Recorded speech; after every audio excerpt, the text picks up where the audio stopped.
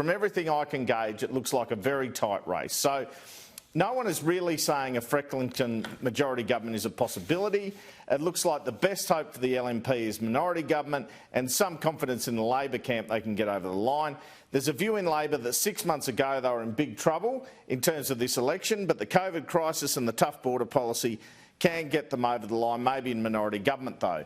The clear preference from Labor, if it goes to minority government, would be to work with independents and the Katter Party rather than the Greens. There is one Green at the moment in the Parliament, but a strong belief that that will become two, with Jackie Trad looking in trouble in her seat. There are fears from federal Labor MPs about a Palaszczuk Greens coalition. They think that would be diabolical for federal Labor.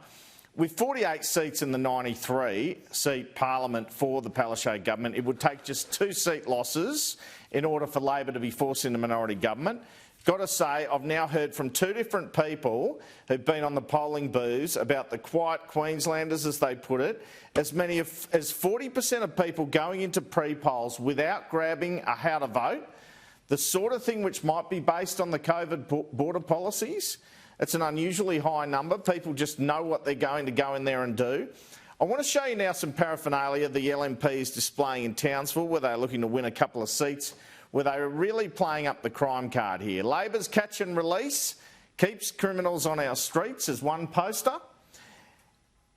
There's a rego rebate, $300 rego rebate if you vote LNP. What about this? Is your car next?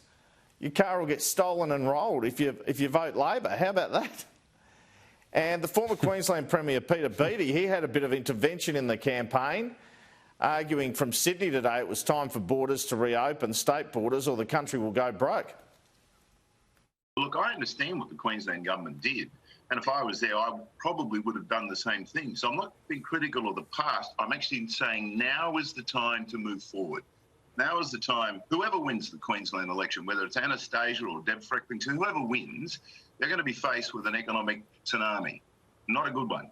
So they've got to work out how to go from here. What I'm saying is, OK, what was done in the past, let's give everyone a big tick for that. Let's move forward. And the way to move forward is to open up the borders.